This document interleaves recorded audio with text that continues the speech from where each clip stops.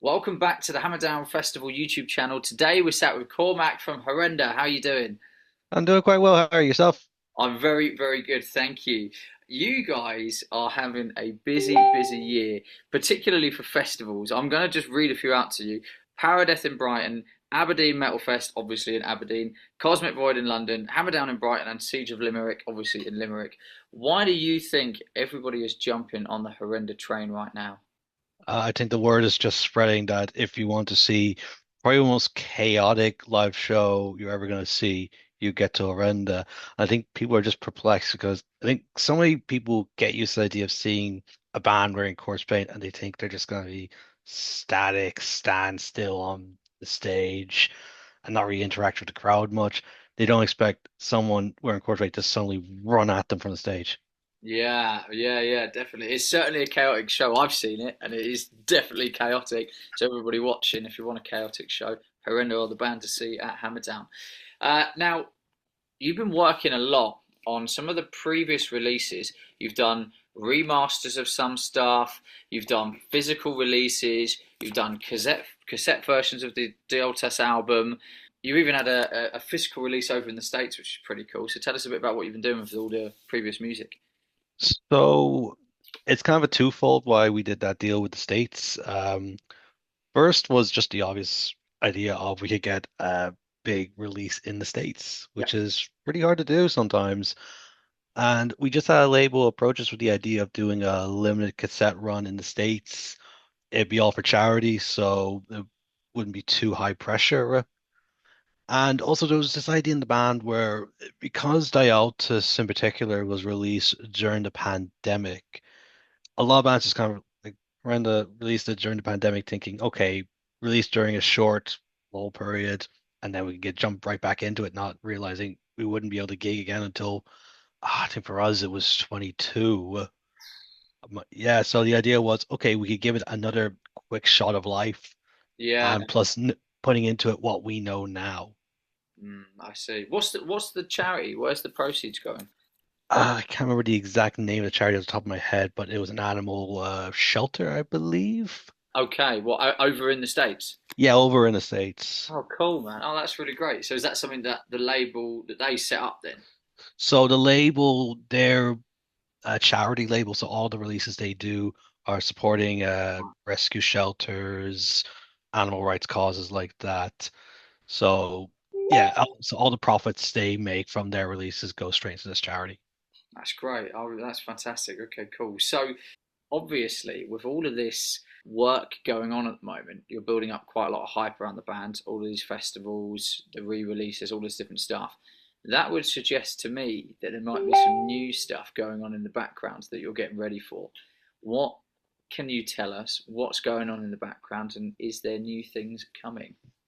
Yeah, there's new stuff coming. We're one of these bands that we don't want to stop writing. Like we jam every week to try and get something new done every week. Uh-huh. We've got one, we've had two singles recorded this year. One we released as a B-side with the latest single Slua.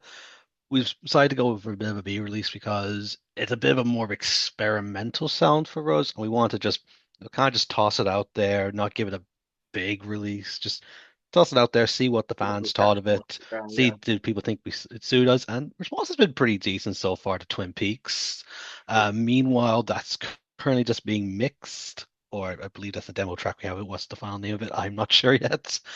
But yeah, that's just currently being mixed right now, and yeah, we'll release it when the time is right. And yeah, we're just writing as well. We were writing a new potential intro to the concerts last week, and Wow. Okay. definitely a sort of track that will just force people to get active from the very start. Very cool. Okay, so how many songs have you got sort of ready to go in there? Ready to go. What we tend to like to do is not say it's ready to go after we finish jamming it. We tend to like trial it out live. So Okay, we've very got so yeah, we got Meanwhile or whatever it's called. That's pretty much ready in my opinion. Like given we've already recorded it. A few other how many other tracks? Like four or five tracks, I think, where we have a a level of doneness to it where we could play it live maybe, or we have tested it already. so. are you going to be testing some of these when you come over to Hammerdown or to Aberdeen Metal Fest or the Glasgow show you've got? Yeah, I think at least one of them is going to make the set list. Just Okay. See how everybody receives it then. Yeah. Okay. yeah, exactly. So obviously you guys are based over in Ireland and you do a lot of stuff over in the UK. You came over last year.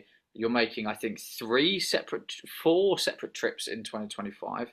I think February, twice in July, and then in September, right?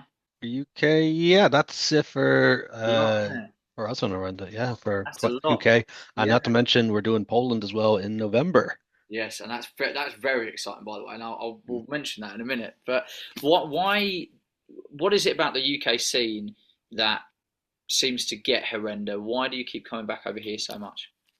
So for the Irish scene anyway, it's quite hard to get out of it, mainly because one, the cost of just getting off the island, Yeah. and two, it is difficult to get promoters interested. Like they have a million other bands to choose from in the UK. It's hard to get them excited to take a chance on an Irish band. Right, I see. But and we've kind of got our foot in the door now. We're slowly getting in, and it was a choice between do we want to keep doing more Irish dates or do we want to do more UK stuff that we've never done before? We're going to go for the UK because there's a million cities in the UK we haven't hit before, and yeah, if we have the opportunity to hit them, we're going to go for it. Yeah, I think that's a good point. It's not the same as mainland Europe because you are on an island, so I completely understand that. It must be a lot easier for German bands or French bands to be able to tour to other countries, whereas I suppose for you it might be a little bit more tricky. Yeah, that makes sense. Yeah, it's just like if you're based in Germany, just jump in the van, jump on a train, and you have a whole continent at at your disposal. In Ireland, there's a straightaway a barrier of it's like however many €100 to just jump on a ferry or to jump on a plane. So the band really has to be dedicated and ready if they want to go for it. And luckily, all six of us are kind of at that point in our lives where we can just go, I'm at it. That's awesome. No, that's great. That's really, really cool. So you mentioned the shows in Poland. Tell us a bit about that and where else, aside from festivals, people can see you this year. So Poland, we kind of had the idea we want to just get somewhere in Europe this year. It's kind of a similar situation to the UK where it's hard to find that contact. Yeah. We found a contact in Poland that was interested in working with other bands. We reached out. They presented us a potential business case, and we thought it worked. And he also gave us the idea of feel free to bring another band with you. So I was like, okay, well, we could see if any mates of ours want to go with us. Yeah. Yeah. So we got following the signs on with us, signed up for that, and yeah, I just thought if we're gonna do somewhere in Europe, Poland is making themselves available to them, so let's jump straight at that. Yeah, definitely, definitely. You've got a few other UK dates as well, right? You're doing Ye- Hull. Obviously you got Glasgow before you do Aberdeen Fest, Metal ye- Fest. What is there any Yep. other places as well? So yeah, this month we are going to Glasgow on July 11th in Ivory Awesome as well. Blacks, a venue we've heard a lot about over the years. Then Aberdeen the next day. Then we get a few days of rest. And then next weekend, or starting the 18th, we're going down to Southampton to play with Frog Lords, who I've had some choice words with in the past. You're gonna. I tell you what. I tell you what. For chaotic live shows, I think that whole evening is going to be the most mental gig ever. Oh, the busiest part of the venue is going to be simply wherever we can dress up and put up our makeup. I mean court paint. I mean court paint. Not makeup. Not makeup. So, Cormac, I've got one last question for you. We've been asking all the bands in these interviews if you were to pick six bands to play an ultimate festival with in Horrenda, what six bands would you choose? That's a hard one. Okay, so I gotta remember what the guys would want me to say as well, not just my own greedy self. I think the first one that comes to our mind would be Dragged into Sunlight. Okay. That we saw them at Damnation, or some of us saw at Damnation this year, and my God, that was one of the most intense live shows ever. I got sensory overload, and I rarely get that these days. I'd be remiss not to include Harakiri for the Sky and Elend, two very like interesting ways of approaching metal and just very cool cult following. Some very cool German black metal. After that, oh, I'd be remiss if I didn't mention something hardcore for Aaron to keep that little buzz going. So probably Gulch, I'd say, just how intense musically they are and how strange they are when how they write music, where they pretty much improv it all in the studio. Okay. Ah, right. Okay.